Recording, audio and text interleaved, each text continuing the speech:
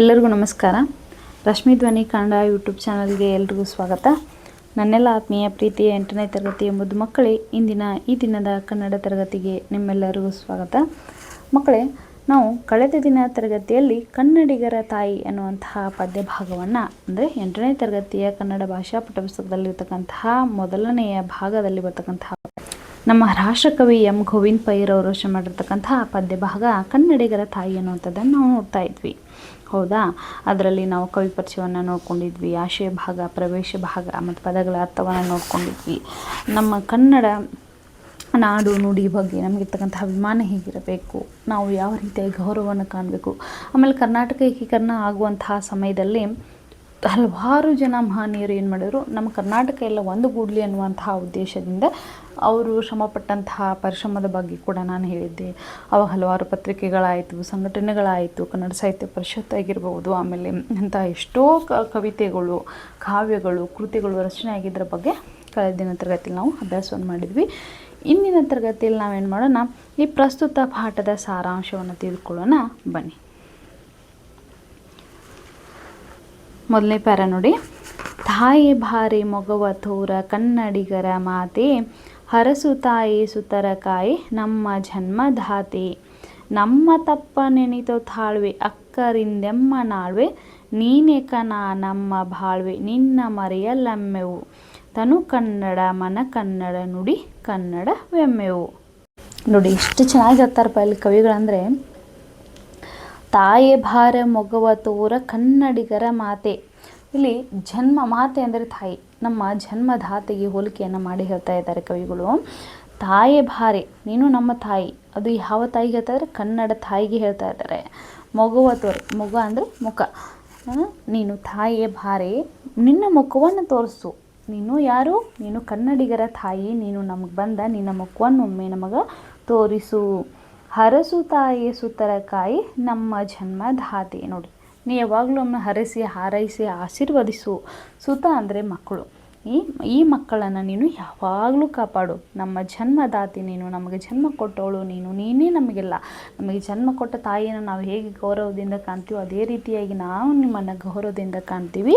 ಈಗ ಈ ಒಂದು ಸಲ ಬಂದು ನೀನು ಮುಖವನ್ನು ತೋರಿಸು ಕನ್ನಡದ ಮಾತೆ, ಯಾವಾಗಲೂ ನಮ್ಮನ್ನು ಹರಸು ಹಾರೈಸು ಆಶೀರ್ವದಿಸು, ಈ ಮಕ್ಕಳನ್ನು ಯಾವಾಗಲೂ ಕಾಯ್ತಾ ಇರು ಅಂತ ಹೇಳ್ತಿದ್ದಾರೆ.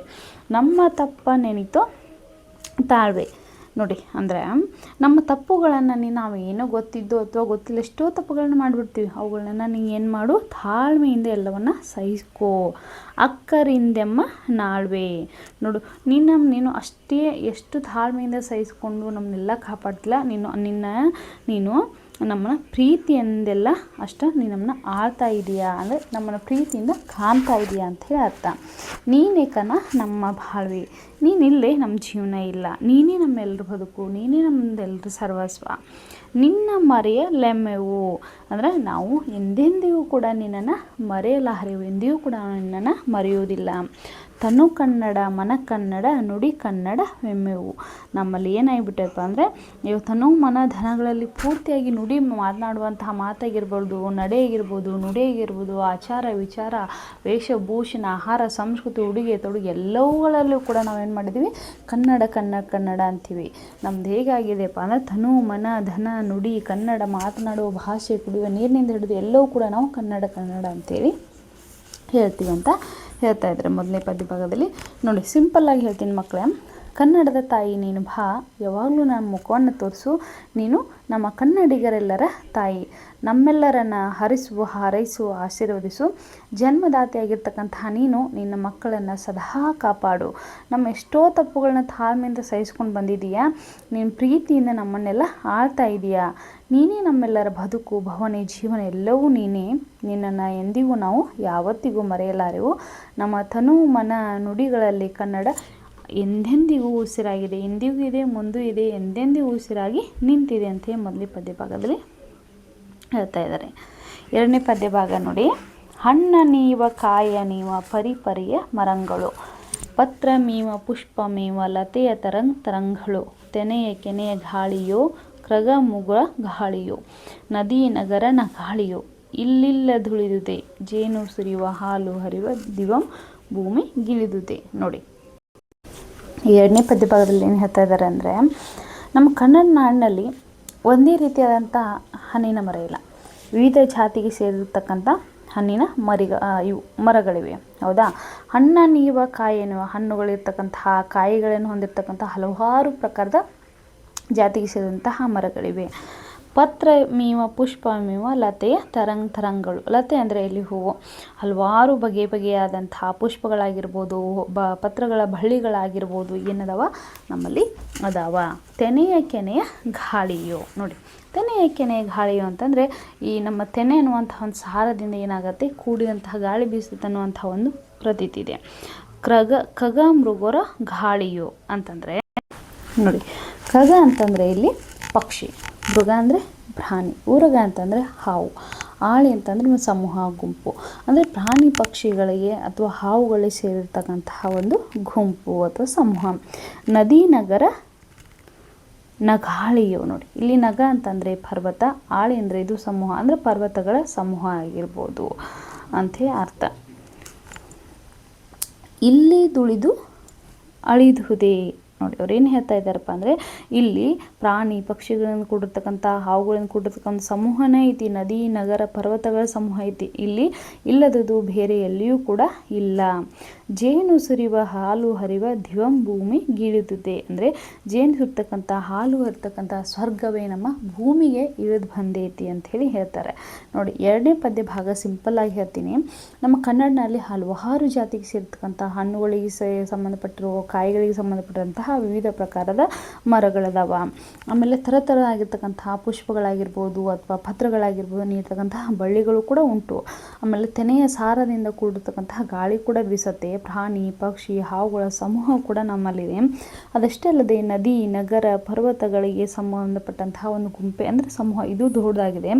ಇಲ್ಲಿ ಇಲ್ಲದದ್ದು ಬೇರೆ ಎಲ್ಲೂ ಇಲ್ಲ. ಅಂದರೆ ಇಲ್ಲಿ ಇದಿಲ್ಲ ಅಂತೇಳಿ ಅನ್ನುವಂಗಿಲ್ಲ. ನಮ್ಮ ಭೂಮಿಯಲ್ಲಿ ಜೇನು ಸುತ್ತಕ್ಕಂಥ ಹಾಲು ಹರಿತಕ್ಕಂತಹ ಇಡೀ ಸ್ವರ್ಗವೇ ನಮ್ಮ ಭೂಮಿಗೆ ಇಳಿದು ಬಂದಿದೆ ಅಂಥೇಳಿ ಇಲ್ಲಿ ಕವಿಗಳು ನಮ್ಮ ಕನ್ನಡ ನಾಡಿನ ಪ್ರಕೃತಿಯ ಬಗ್ಗೆ ತುಂಬ ಅರ್ಥಗರ್ಭಿತವಾಗಿ ಹೇಳ್ತಾರೆ. ನೋಡಿ, ಇನ್ನು ಮೂರನೇ ಪದ್ಯ ಭಾಗದಲ್ಲಿ ಏನು ಹೇಳ್ತಾರಪ್ಪ ಅಂದರೆ, ನಮ್ಮ ಕನ್ನಡದಲ್ಲಿರ್ತಕ್ಕಂತಹ ರನ್ನ ಪೊನ್ನ ಜನ್ನ ಕವಿಗಳು ಅವು ನಮ್ಮ ಎಷ್ಟೊಂದು ಶ್ರೀಮಂತಿಕೆಯಿಂದ ಕೂಡಿದೆ ಅಂಥೇಳಿ ಮೂರನೇ ಪದ್ಯ ಭಾಗದಲ್ಲಿ ಹೇಳ್ತಾರೆ. ನೋಡಿ, ಜೈನರಾದ ಪೂಜ್ಯ ಪಾದ ಕೊಂಡು ಕುಂದವರ್ಯರ ಮಧ್ವಯತಿಯೇ ಬಸವಪತಿಯ ಮುಖ್ಯ ಮತಾಚಾರ್ಯರ ಶರ್ವ ಪಂಪರನ್ನರ ಲಕ್ಷ್ಮೀಪತಿ ಜನ್ನರ ಷಡಕ್ಷರಿ ಮುದ್ದನ್ನರ ಪುರಂದರವರನ್ಯರ ತಾಯೇ ನಿನ್ನ ಬಸಿರೆ ಹೊನ್ನಗನಿ ವಿದ್ಯಾರಣ್ಯರ. ನೋಡಿ, ನಮ್ಮ ಕನ್ನಡ ಸಾಹಿತ್ಯ ಹಲವಾರು ಜನ ಕವಿಗಳಿಂದ ತುಂಬ ಶ್ರೀಮಂತಿಕೆಯನ್ನು ಹೊಂದಿದೆ ಅಂತೇಳಿ ಕವಿಗಳು ಸ್ಪಷ್ಟವಾಗಿ ಹೇಳ್ತಾರೆ. ಅಂತಂದರೆ ನಮ್ಮ ಕನ್ನಡ ನಾಡಿನಲ್ಲಿ ಜೈನ ಮತಾಚಾರ್ಯರಾಗಿರ್ತಕ್ಕಂತಹ ಪೂಜ್ಯ ಪಾದರು ಅಂತ ಅನಿಸ್ಕೊಂಡು ಕೊಂಡ ಕುಂದವರ್ಯರು ಕೂಡ ಇಲ್ಲಿ ಜನಿಸಿದ್ದಾರೆ. ನೋಡಿ, ಕೊಂಡ ಕುಂದವರ್ಯರು ಯಾರಪ್ಪ ಅಂತಂದರೆ, ಈ ಜೈನ ಧರ್ಮದಲ್ಲಿ ದಿಗಂಬರ ಮತ್ತು ಶ್ವೇತಾಂಬರ ಅನ್ನುವಂತಹ ಎರಡು ರೀತಿಯಾದಂಥ ಪಂಗಡಗಳಿವೆ. ಅಂತಂದರೆ ಈ ಜೈನ ಧರ್ಮದಲ್ಲಿ ದಿಗಂಬರರು ಮತ್ತು ಶ್ವೇತಾಂಬರರು ಹುಟ್ಟೋಕ್ಕಿಂತ, ಈ ಪಂಗಡಗಳು ಹುಟ್ಟೋಕ್ಕಿಂತ ಮುಂಚೆ ಜೈನ ಧರ್ಮದಲ್ಲಿ ಅರಂತ ಅನೇಕಾಂತ ಅನ್ನುವಂತಹ ಮೊದಲಾದ ಹೆಸರಿನಿಂದ ಈ ಜೈನ ಹೆಸರುಗಳಿಂದ ಕರೀಲಿಕ್ಕೆ ಪ್ರಾರಂಭವಾಯಿತು ಅಂತ ಪ್ರಸಿದ್ಧತೆಯನ್ನು ಪಡೆದುಕೊಂಡಿತ್ತು. ಅಲ್ಲಿ ವಿಕ್ರಮ ಶಕೆ ಅಂತ ಏನು ಕರಿತಿಲ್ಲ, 136ನೇ ವರ್ಷದಲ್ಲಿ ಅಂದರೆ ಕ್ರಿಸ್ತಶಕ 80ರಿಂದ 81ರಲ್ಲಿ ಅದು ದಿಗಂಬರ ಮತ್ತು ಶ್ವೇತಾಂಬರ ಅನ್ನುವಂಥ ಎರಡು ರೀತಿಯ ಪಂಗಡಗಳು ಹುಟ್ಕೊಂಡು ಆಗ ದಿಗಂಬರ ಸಂಪ್ರದಾಯಕ್ಕೆ ಮೂಲ ಸಂಘ ಅಂತ ಕರೆಯಲಾಯಿತು. ಆಗ ಪದ್ಮನಂದಿ ಅನ್ನುವಂಥ ಒಬ್ಬ ವ್ಯಕ್ತಿ ಅಂದರೆ ಪದ್ಮನಂದಿ ಅನ್ನುವರು ಮೊದಲನೇ ಹೆಸರುಳ್ಳವರು ಆಗಿದ್ದಂದ ಇವರನ್ನು ಕೊಂಡ ಕುಂದಾಚಾರ್ಯರು ಅಂತ ಕರಿತೀವಿ. ಅಂದರೆ ಈ ಮೂಲ ಸಂಘದ ಮುಂದಾಳತ್ವವನ್ನು ವಹಿಸಿದವರು, ನಾಯಕರಾದವರು ಅಥವಾ ಘನದ ಒಡೆಯ ಅಂಥೇಳಿ ಕರೆಯುವಂಥ ಒಂದು ಪದ್ಧತಿ ಉಂಟು. ಹೀಗಾಗಿ ನಮ್ಮ ಕನ್ನಡ ನಾಡಿನಲ್ಲಿ ಮೊದಲಿಗೆ ಜೈನ ಮತಾಚಾರ್ಯರಾಗಿಂತಹ ಪೂಜ್ಯಪಾದರಾಗಿರುವಂಥ ಕೊಂಡ ಕುಂದವರ್ಯರಾಗಿರ್ಬೋದು, ಇನ್ನು ದ್ವೈತ ಸಿದ್ಧಾಂತವನ್ನು ಪ್ರತಿಪಾದನೆ ಮಾಡಿರ್ತಕ್ಕಂತಹ ಮಧ್ವಾಚಾರ್ಯರಾಗಿರ್ಬೋದು, ಆಮೇಲೆ ಸಾಮಾಜಿಕ ಕ್ರಾಂತಿ ಹರಿಕಾರರಾಗಿರುವಂತಹ ಬಸವಣ್ಣವರು ಆಗಿರ್ಬೋದು, ಇವರನ್ನು ನಾವು ಕರ್ನಾಟಕದ ಮ್ಯಾಕ್ಸ್ ಮುಲ್ಲರ್ ಅಂತ ಕರಿತೀವಿ. ಅದಾದಮೇಲೆ ಇವರೆಲ್ಲರೂ ಏನು ಮಾಡಿದಾರಪ್ಪ ಅಂದರೆ ನಮ್ಮ ಸಮಾಜವನ್ನು ಸುಧಾರಣೆ ಮಾಡುವವರು ಆಗಿದ್ದಾರೆ. ಶರ್ವ ಪಂಪ ರಣ್ಯರ ಅಂದರೆ ನಮ್ಮ ಕನ್ನಡ ನಾಡಿನ ಕವಿಗಳಾಗಿರ್ತಕ್ಕಂಥ ಆದಿಕವಿ ಪಂಪ ಆಗಿರ್ಬೋದು, ಆಮೇಲೆ ಲಕ್ಷ್ಮೀಪತಿ ಜನ್ನ ಅಂತಂದರೆ ಕವಿ ಚಕ್ರವರ್ತಿ ಆಗಿರ್ಬೋದು, ಷಡಕ್ಷರಿ ಮುದ್ದನ್ನ ಅಂತಂದರೆ ಕವಿ ಚ್ಯೂತ ನವನ್ನ ಚೈತ್ರನಾಗಿರ್ತಕ್ಕಂತಹ ಲಕ್ಷ್ಮೀಶ ಆಗಿರ್ಬೋದು, ಆಮೇಲೆ ಕವಿರತ್ನ ಜನ್ನ, ಷಡಕ್ಷರಿ ಮುದ್ದನ್ನ ಮೊದಲಾದವರು ಏನು ಮಾಡಿದ್ರು, ಮಹಾಕಾವ್ಯಗಳನ್ನು ರಚಿಸಿದಾರ. ಇವು ಹಲವಾರು ಜನ ಅದಷ್ಟಲ್ಲೇ ಪುರಂದರ ವರಣ್ಯರ ಅಂತಂದರೆ ಇಲ್ಲಿ ನಮ್ಮ ದಾಸಶ್ರೇಷ್ಠರಲ್ಲಿ ದಾಸ ಸಾಹಿತ್ಯ ಪಿತಾಮಹ ಕರ್ನಾಟಕ ಸಂಗೀತ ಪಿತಾಮಹ ಅಂತ ನಾವು ಪುರಂದರ ದಾಸರನ್ನು ಕರಿತೀವಿ. ಹೀಗಾಗಿ ದಾಸಶ್ರೇಷ್ಠರ ಅಂತ ಯಾರನ್ನು ಕರಿತೀವಿ, ಪುರಂದರ ದಾಸರನ್ನು ಕರಿತೀವಿ. ಇವರು ಭಕ್ತಿ ಪ್ರಧಾನ ಗೀತೆಗಳನ್ನು ಕೂಡ ರಚಿಸಿ ಹೀಗಾಗಿ ಇವರೆಲ್ಲರೂ ಕೂಡ ನಮ್ಮ ಕನ್ನಡ ಸಾಹಿತ್ಯಕ್ಕೆ ತಮ್ಮದೇ ಆಗಿರತಕ್ಕಂತಹ ಕೊಡುಗೆಯನ್ನು ನೀಡಿದ್ದಾರೆ. ಈ ಎಲ್ಲ ಶ್ರೇಷ್ಠ ಕವಿಗಳು ಕೂಡಿ ಕನ್ನಡ ತಾಯಿಯ ಬಸಿರ ಹೊನ್ನಗನಿಯನ್ನಾಗಿಸಿದ್ದಾರೆ. ವಿದ್ಯಾರಣ್ಯರಿಗೆ ಹೋಲಿಸ್ತಾರೆ ನೋಡಿ. 3ನೇ ಪದ್ಯ ಭಾಗದಲ್ಲಿ ಸಿಂಪಲ್ಲಾಗಿ ಇಷ್ಟ ತಿಳ್ಕೊಂಬಿಡಿ ಮಕ್ಕಳೇ. ನಮ್ಮ ಕನ್ನಡ ನಾಡಿನಲ್ಲಿ ಜೈನ ಮತಾಚಾರ್ಯರಾಗಿರ್ತಕ್ಕಂತಹ ಪೂಜ್ಯಪಾದರಾಗಿರ್ತಕ್ಕಂಥ ಕೊಂಡ ಕುಂದವರರಾಗಿರ್ಬೋದು, ದ್ವೈತ ಸಿದ್ಧಾಂತವನ್ನು ಪ್ರತಿಪಾದನೆ ಮಾಡಿದಂತಹ ಮಧ್ವಾಚಾರ್ಯರು, ಸಾಮಾಜಿಕ ಕ್ರಾಂತಿ ಹರಿಕಾರರಾಗಿರುವಂತಹ ಬಸವಣ್ಣವರು, ಇವರೆಲ್ಲರೂ ಸಮಾಜ ಸುಧಾರಣೆಯನ್ನು ಮಾಡಿದ್ದಾರೆ. ಕನ್ನಡ ನಾಡಿನ ಕವಿಗಳಾಗಿರುವಂತಹ ಆದಿಕವಿ, ಮಹಾಕವಿ ಪಂಪ, ಕವಿ ಚಕ್ರವರ್ತಿ ರನ್ನ, ಕವಿ ಚೂತನವನ ಚೈತ್ರನಾಗಿರ್ತಕ್ಕಂಥ ಲಕ್ಷ್ಮೀಶ ಆಗಿರ್ಬೋದು, ಕವಿರತ್ನ ಜನ್ನ, ಷಡಕ್ಷರಿ, ಮುದ್ದನೆ ಮೊದಲಾದರು ಮಹಾಕಾವ್ಯಗಳನ್ನ ರಚಿಸಿದ್ದಾರೆ. ಇನ್ನು ದಾಸಶ್ರೇಷ್ಠರಾಗಿರುವಂತಹ ಪುರಂದರದಾಸರು ಮೊದಲಾದರು ಭಕ್ತಿ ಪ್ರಧಾನ ಗೀತೆಗಳನ್ನು ಅಂದರೆ ಕೀರ್ತನೆಗಳನ್ನ ರಚಿಸಿದ್ದಾರೆ. ಹೀಗೆ ಕನ್ನಡದ ಈ ಶ್ರೇಷ್ಠ ಕವಿಗಳು ಕನ್ನಡ ತಾಯಿಯ ಬಸಿರ ಹೊನ್ನಗನಿಯಾಗಿಸಿದ್ದಾರೆ ಅಂತ ಈ 3ನೇ ಪದ್ಯ ಭಾಗದಲ್ಲಿ ಹೇಳ್ತಾರೆ. ಇನ್ನು 4ನೇ ಪದ್ಯ ಭಾಗದಲ್ಲಿ ಏನು ಹೇಳ್ತಾರೆ ನೋಡಿ, ನಮ್ಮ ಕಲೆ ಸಂಸ್ಕೃತಿ ಬಗ್ಗೆ ಇಲ್ಲಿ ಕವಿಗಳು ಹೇಳ್ತಾ ಇದ್ದಾರೆ. ಹಳೆಯ ಬೀಡ ಬೇಲನಾಡ ಮಾಡಮ್ಮನೆನಿತು ಸುಂದರಂ, ಬಿಳಿಯ ಕೊಳದ ಖಾರಕಳದ ನಿಡುಕರೆನಿತು ಬಂದೂರಂ. ಇಲ್ಲಿಲ್ಲದ ಶಿಲ್ಪಮಿಲ್ಲ ನಿನ್ನ ಕಲೆ ನುಡಿಯುವುದಲ್ಲ, ಹಿಂಗೇ ತೀಯನಿವಾಲ ಸೊಲ್ಲ ನೆಮೃತುಷೆಗೆ ದಕ್ಕಿಸು, ಹೊಸತು ಕಿನ್ನರಿಯಲಿ ನಿನ್ನ ಹಳೆಯ ಹಾಡು ನುಕ್ಕಿಸು. ಅಂದರೆ ನೋಡಿ, ಹಳೆಯ ಬೀಡ ಬೇಲನಾಡ ಮಾಡಮ್ಮನೆನಿತು ಸುಂದರಂ ಅಂದರೆ ನಮ್ಮ ಕನ್ನಡ ನಾಡಿನಲ್ಲಿ ಹಳೆಯ ಬೀಡಾಗಿರ್ತಕ್ಕಂತಹ ಬೇಲೂರು ಶಿಲ್ಪಕಲಾ ಸೌಂದರ್ಯ ಇಡೀ ಜಗದ್ವಿಖ್ಯಾತ ಆಗಿರುವಂಥ, ಪ್ರಪಂಚದಲ್ಲೇ ವಿಖ್ಯಾತಿಯನ್ನು ಪ್ರಸಿದ್ಧಿಯನ್ನು ಪಡೆದುಕೊಂಡಿರುವಂಥ.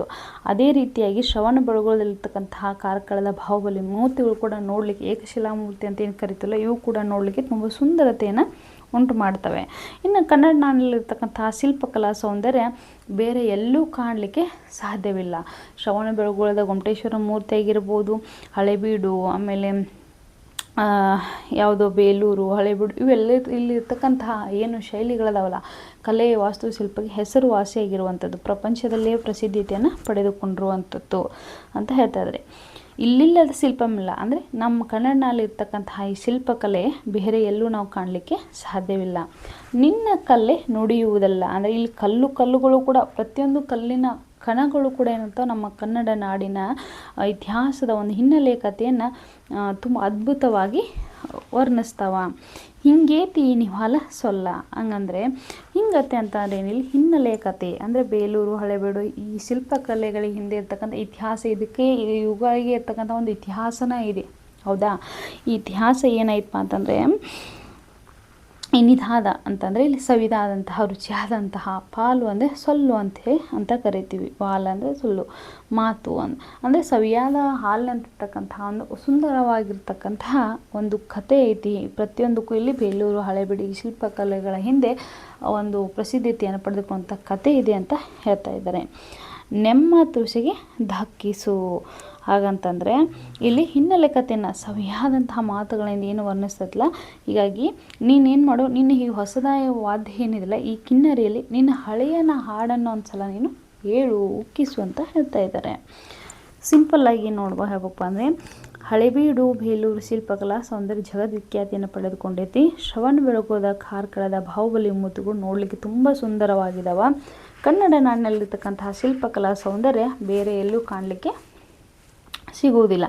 ಇಲ್ಲಿ ಕಲ್ಲುಗಳು ಕೂಡ ಕನ್ನಡ ನಾಡಿನ ಇತಿಹಾಸದ ಹಿನ್ನೆಲೆ ಕಥೆಯನ್ನು ಸವಿಯಾದ ಹಾಲಿನಂತಿರುವ ಮಾತುಗಳಿಂದ ವರ್ಣನೆಯನ್ನು ಮಾಡ್ತಾವು ಅಂತ ಹೇಳಲಿಕ್ಕೆ ಈ ಪದ್ಯ ಭಾಗ ಅಂದರೆ ಈ ಪಾರ ಸಾಕ್ಷಿ ಅಂತಲೇ ಹೇಳ್ಬೋದು. ಇನ್ನು ನೋಡಿ 5ನೇ ಪದ್ಯ ಭಾಗದಲ್ಲಿ ಏನು ಹೇಳ್ತಾ ಇದ್ದಾರೆ ಇಲ್ಲಿ ಕವಿಗಳು, ತನ್ನ ಮರೆಯ ಕಂಪನರಿಯದನೆ ಹೊರಗೆ ಹುಡುಕುವ ಮೃಗದ ಸೇಡು ನಮ್ಮ ಪಾಡು ಪರರ ನುಡಿಗೆ ಮಿಡುಕುವ ಕನ್ನಡ ಕಸ್ತೂರಿಯನ್ನು ಹೊಸತು ಸಿರಿಂ ತೀಡದನ್ನ ಸುರಭಿಯಲ್ಲಿ ನೀನದನ್ನ ನವಶಕ್ತಿಯನ್ನೆಬ್ಬಿಸು ಹೊಸ ಸುಗಂಧ ದೊಸಿಗೆಯಿಂದ ಜಗದಿ ಹೆಸರ ಹಬ್ಬಿಸು. ನೋಡಿ 5ನೇ ಪದ್ಯ ಭಾಗದಲ್ಲಿ ಏನು ಹೇಳ್ತಾರಪ್ಪ ಅಂತಂದರೆ ತನ್ನ ಮರೆಯ ಕಂಪನರಿಯದ ದನಿ ಹೊರಗೆ ಹುಡುಕುವ. ಈ ಕನ್ನಡಿಗರು ಏನು ಮಾಡ್ತಾರೆ, ಕನ್ನಡದಲ್ಲಿರ್ತಕ್ಕಂತಹ ಕಂಪನ ಅರಿತುಕೊಳ್ಳದೆ ಬೇರೆ ಭಾಷೆಗಾಗಿ ಕನ್ನಡ ಶ್ರೀಮಂತಿಕೆ ಅಂತ ತಿಳ್ಕೊಳ್ಳದೆ, ಕನ್ನಡ ಭಾಷೆಯ ಮಹತ್ವವನ್ನು ಅರಿತುಕೊಳ್ಳದೆ ಬೇರೆ ಭಾಷೆಗಾಗಿ ಆಸೆಯನ್ನು ಪಡ್ತಾ ಇದ್ದಾರೆ, ಬೇರೆ ಭಾಷೆಯನ್ನು ಮಾತಲಿಕ್ಕೆ ಪ್ರಯತ್ನವನ್ನು ಪಡ್ತಾ ಇದ್ದಾರೆ. ಮೃಗದ ಸೇಡು ನಮ್ಮ ಪಾಡು ಪರರ ನುಡಿಗೆ ಮಿಡುಕುವ. ಅಂದರೆ ಆದ್ದರಿಂದ ಏನು ಮಾಡು, ನಮ್ಮ ಕನ್ನಡಿಗರು ಕನ್ನಡದ ಮಹತ್ವವನ್ನು ತಿಳಿದುಕೊಳ್ಳದೆ ಬೇರೆ ಭಾಷೆಗೆ ಹೆಚ್ಚಾಗಿ ಪರರ ನುಡಿಗೆ ಅಂದರೆ ಬೇರೆ ಭಾಷೆಗೆ ಅವ್ರು ಏನು ಮಾಡ್ತಾರೆ, ತಮ್ಮ ಅಭಿಮಾನವನ್ನು ಒಲವನ್ನು ತೋರಿಸ್ತಾ ಇದ್ದಾರೆ. ಕನ್ನಡ ಕಸ್ತೂರಿಯನ್ನು ಹೊಸತು ಸಿರಿಂ ತೀಡದನ್ನು ಅಂತಾರೆ. ನೀನು ಮಾಡು, ಏ ಕನ್ನಡಾಂಬೆಯೇ ಮಾತಿಗೆ ಹೇಳ್ತಾ ಇದ್ದಾರೆ, ಹೇ ಕನ್ನಡಾಂಬೆಯೇ ಕವಿಗಳು ಹೇಳ್ತಾ ಇದ್ದಾರೆ, ನೀ ಕನ್ನಡ ಕಸ್ತೂರಿ ಹೊಸ ಮಾತಿನಂತೆ ಇಡ್ಡಿ, ಅದನ್ನು ಏನು ಮಾಡು ಅವ್ರಿಗೆ ಹೇಳ್ಕೊಡು, ಅದರಲ್ಲಿ ಪರಿಮಳವನ್ನು ಹೊರಗೆ ತೆಗಿ, ಸುರಭಿಯಲ್ಲಿ ನೀನದನ್ನು ನವಶಕ್ತಿಯನ್ನು ಹೆಬ್ಬಿಸು. ಆ ಕಾಮದೇವಿನ ಮೈಯಲ್ಲಿ ಹೊಮ್ಮಿದಂಥ ಶಕ್ತಿಯಂತೆ ನೀ ಏನು ಮಾಡು, ಕನ್ನಡದಲ್ಲಿ ಹೊಸ ಶಕ್ತಿಯನ್ನು ತುಂಬು, ಹೊಸ ಸುಗಂಧ ದೊಸೆಯಿಂದ ಜಗದಿ ಹೆಸರ ಹಬ್ಬಿಸು. ಆ ಹೊಸ ಪರಿಮಳದ ನಲ್ನುಡಿಗಳಿಂದ ಇಡೀ ಜಗತ್ತಿನಲ್ಲಿ ನಿನ್ನ ಹೆಸರು ಏನಾಗಬೇಕು, ಹಬ್ಬಬೇಕು, ಹಬ್ಬಿಸಬೇಕು. ಅಂದರೆ ನಮ್ಮ ಕನ್ನಡಿಗರು ಬೇರೆ ಭಾಷೆಗೆ ಮಾರು ಹೋಗುವುದನ್ನು ನೀನು ತಪ್ಪಿಸಬೇಕು. ಹೀಗಾಗಿ ನೀ ಏನು ಮಾಡು, ಕನ್ನಡ ಭಾಷೆಯ ಮಹತ್ವವನ್ನು ಕೊಡು ತಾಯಿ ಅಂತ ಹೇಳ್ತಾ ಇದ್ದಾರೆ. ನೋಡಿ, ನಾವು ಸಿಂಪಲ್ಲಾಗಿ ನೋಡ್ಬೇಕಪ್ಪ ಅಂದರೆ ಕನ್ನಡಿಗರು ಕನ್ನಡದಲ್ಲಿರ್ತಕ್ಕಂತಹ ಕಂಪನ ಅರಿಯದೇ ಬೇರೆ ಭಾಷೆಗೆ ಆಸೆ ಪಡ್ತಾ ಇದ್ದಾರೆ. ಆದ್ದರಿಂದ ಕವಿಗಳು ಇಲ್ಲಿ ಕನ್ನಡಾಂಬೆಯೇ ಕನ್ನಡ ಕಸ್ತೂರಿನ ಹೊಸ ಮಾತಿನಿಂದ ತೀಡಿ ಅದರಲ್ಲಿ ಪರಿಮಳವನ್ನು ಹೊರತೆಗೆದು ಕಾಮದೇವನ ಮೈಯಲ್ಲಿ ಹೊಮ್ಮಿದಂತಹ ಶಕ್ತಿಯಂತೆ ಕನ್ನಡಿಗರಲ್ಲಿ ಹೊಸ ಶಕ್ತಿಯನ್ನು ತುಂಬು, ಹೊಸ ಪರಿಮಳದ ನಲ್ನುಡಿಗಳಿಂದ ಇಡೀ ಜಗತ್ತಿನಲ್ಲಿ ನಿನ್ನ ಹೆಸರನ್ನು ಹಬ್ಬಿಸಬೇಕು ಅಂಥೇಳಿ ಇಲ್ಲಿ ಕವಿಗಳು ತಮ್ಮ ಆಸೆಯನ್ನು ಈ ಪದ್ಯ ಭಾಗದ ಮುಖಾಂತರ ವ್ಯಕ್ತವನ್ನು ಪಡಿಸ್ತಾ ಇದ್ದಾರೆ. ಕೊನೆಯ ಪದ್ಯ ಭಾಗ ನೋಡಿ. ನಮ್ಮದೆಯಂ ತಾಯಿ ಬಲಿಸು ಎಲ್ಲರ ಬಾಯಲ್ಲಿ ನೆಲೆಸು, ನಮ್ಮ ಮನನೊಂದೇ ಕಲಸು ಇದನೊಂದನೆ ಕೋರುವೆ, ನಿನ್ನ ಮೂರ್ತಿ ಜಗತ್ಕೀರ್ತಿ ಎಂದೆಗೆಮೆ ತೋರುವೆ.